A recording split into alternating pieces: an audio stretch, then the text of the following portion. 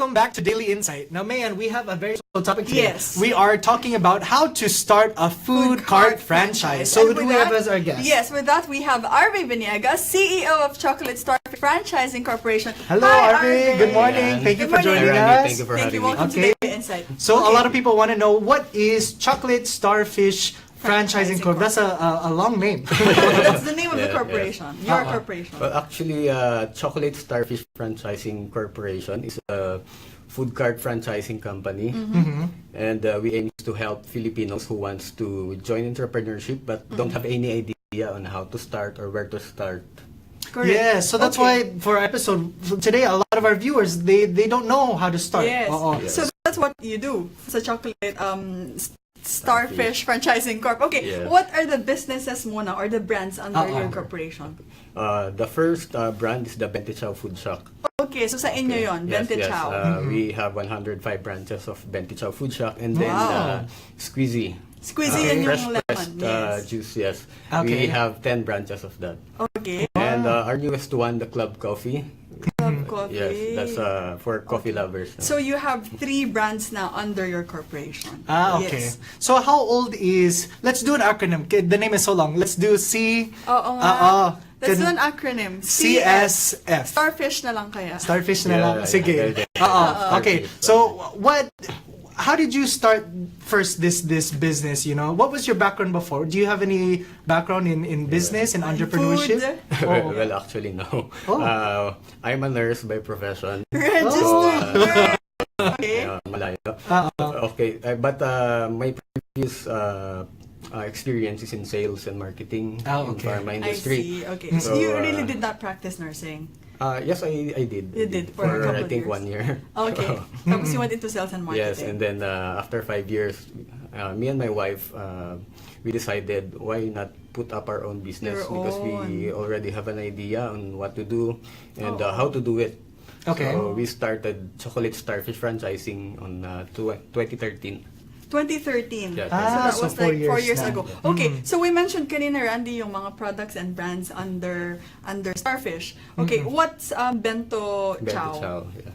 Yeah, Bente Chow. What's Yeah. Bente Chow? Bente Chow Food Shack, it is a 4-in-1 concept food cart. So meaning we have for breakfast, merienda, and lunch.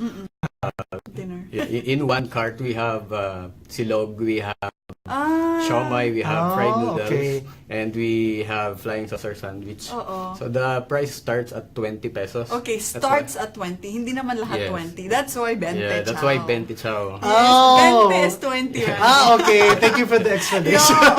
Feeling ko gets. talaga hindi niya gets, hindi siya nag-react. Okay, ganun. Bente.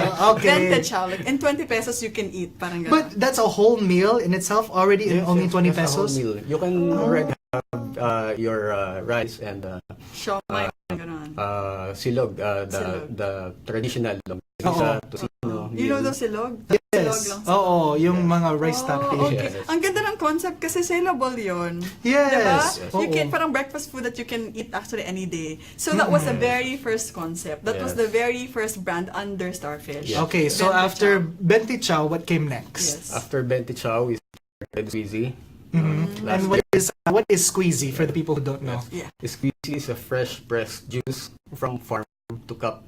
So we have lemon, we have orange, and calamansi. Oh, Wait, do we grow orange and lemon here in the Philippines? Lemon, Do we? yes, we have. Oh, we do. We have in Benguet. lemon eh. actually. Orange. We do? Orange, No. we do in only Sagada. have yes, but in orange we have not the traditional orange, the yung- pongkan. So okay. do you Smaller do one. you import yung orange o Yes, dito pa yes, rin? orange. Okay. Okay. Because we have oranges run sa Benguet.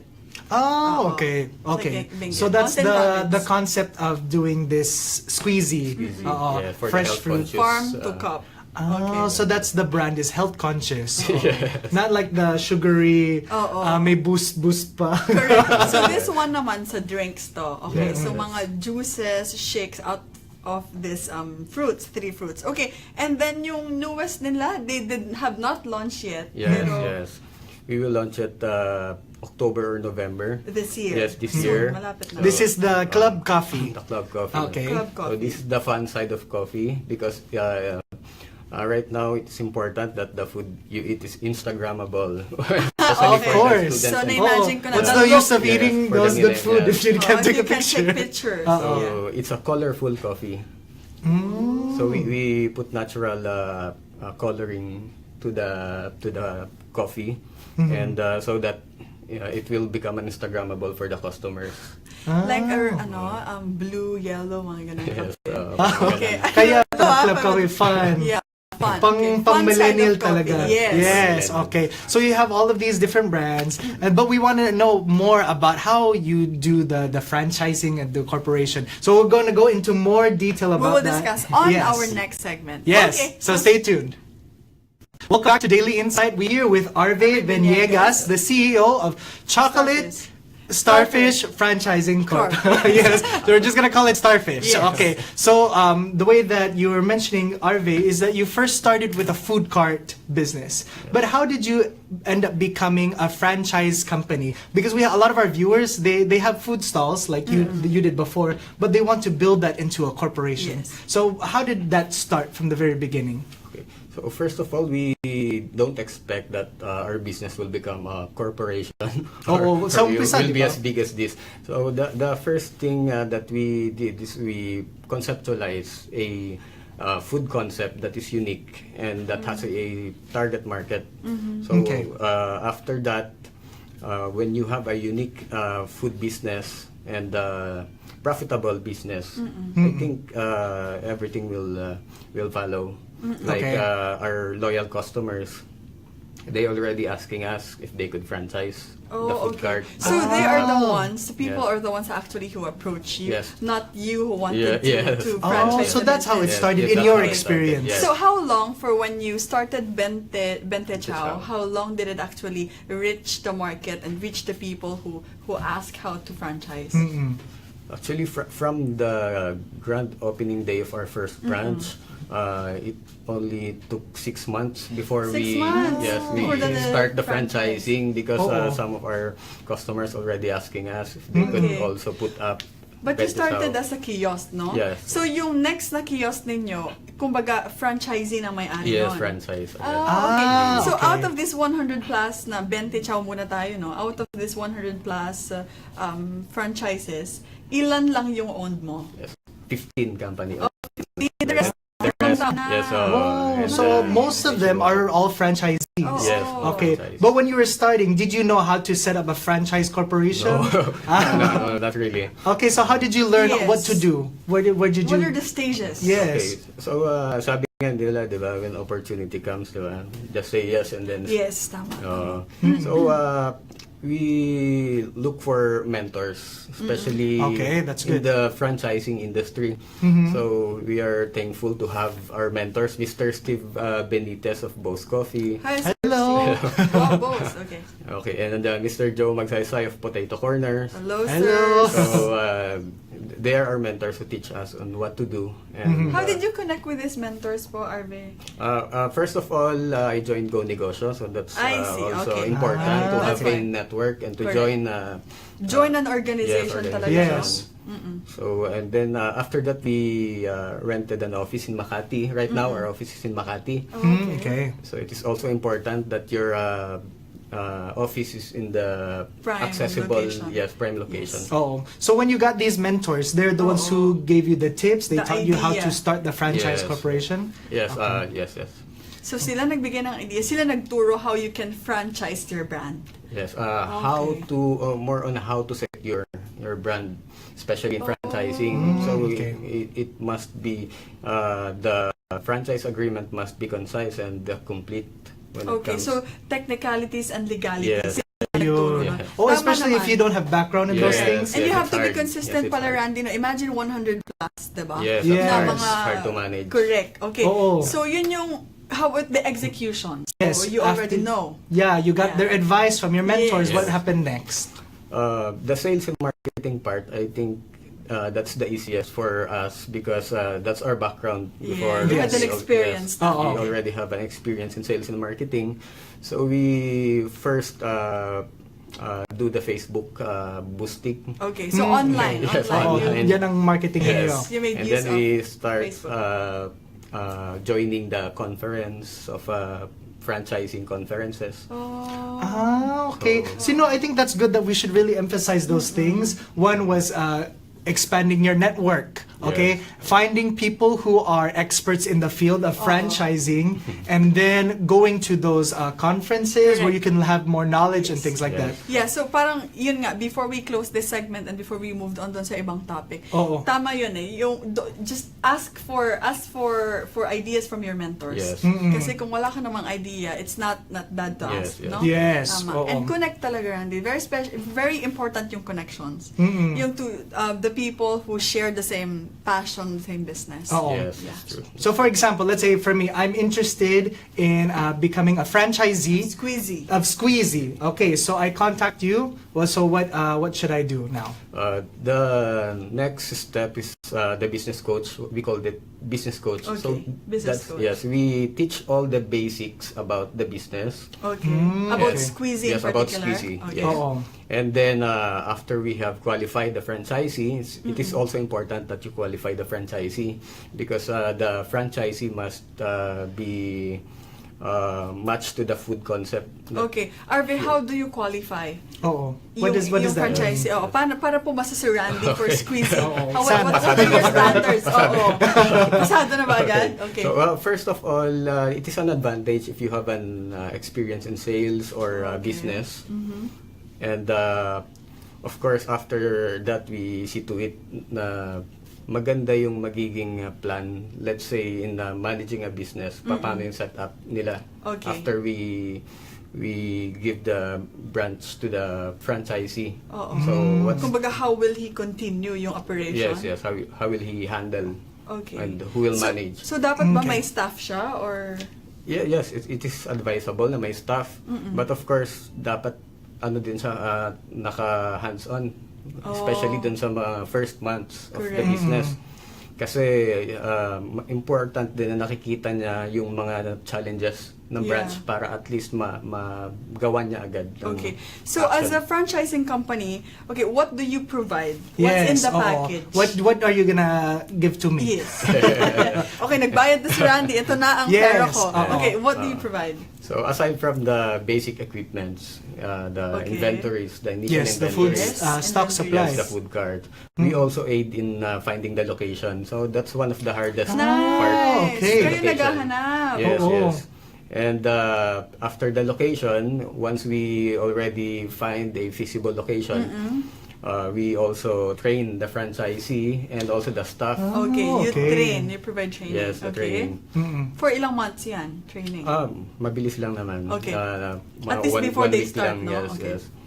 And then after that, we conduct a business coach again. That's for the franchisee para doon sa ano naman niya, for her to know kung ano yung mga gagawin Oo. once the business Started operating. Yes, started Okay. operating.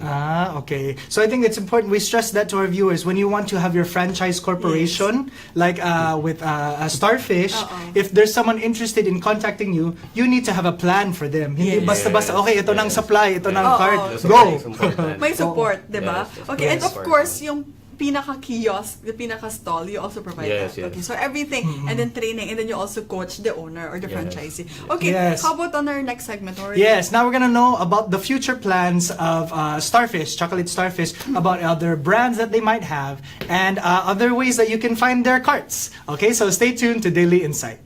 Okay, so we mentioned yung mga brands under the company, and then you also shared yung mga dapat gawin or the first steps on owning a franchise of your brand. Now, Rans, yung mga helpful tips, like you mentioned earlier, Arvay, yung you assist them in trying to look for a good location. What's a good location? What's the criteria for Oo. that one? Yes.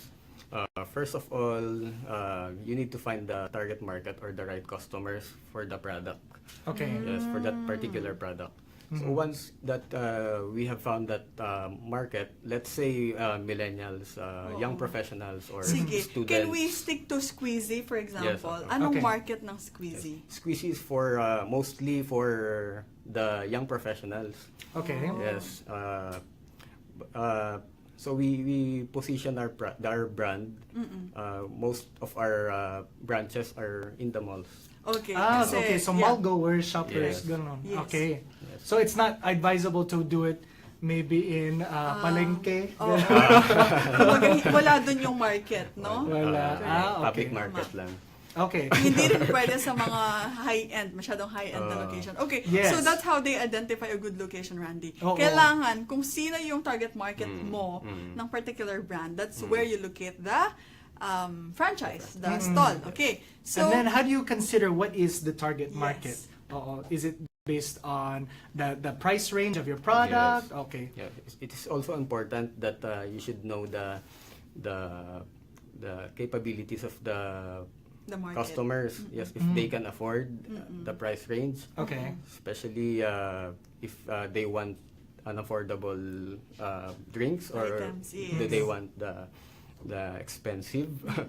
Ah, okay. After that, we now match the brand to the area. Let's To the say location of the market. it should be in the city. In the city. Yeah. So, Tama. and then after that, we choose the right malls for the product. Okay. Kasi may mga malls din na masyadong high-end. Yes, ganun. yes. Okay, so that's how you identify good location. Yes. I think yun yung pinaka-crucial talaga no? Oo. Yung pag-identify ng location. Once it's Yes. there naman, you provide all the trainings as mentioned earlier. Okay, so Yes. the future plans of Starfish, your company. When you want to go yes. other what more brands? What or- other brands that you Yes. are conceptualizing right now? After the Club Coffee, so Okay, that's kape our naman. newest Yes. addition to our products. After the coffee, we are planning to launch restaurant type franchise. Oh. Yes, Hindi na lang siya kiosk talaga. Yes, Malaki. for ramen. Oh, nice. Okay, that's one of our favorites. Yes. Please. So we are planning to have the affordable ramen that can be found anywhere. So I saw one in Morato. Yes. Okay. oo. That's the sikat 65 peso ramen. Ramen, Anyway, okay. that's a free promotion. that will be the business model, parang ganun. Okay. Okay. Oh, that's nice. Kasi Yeah. di ba mahal ang ramen? Yes. So di... That's why we don't get to go as much as we love ramen. Correct. But because of medyo Yes, student budget pa pricey. ako. Yes. So Yeah. that's your next concept Yes, after this restaurant coffee. type. Ang galing, no? Oo. So that's usually the direction you're going is affordable food. Yes. Bakit yan? Pangmasa, ganun ba? Yeah. Why food in the first place, di ba? Oo, yeah.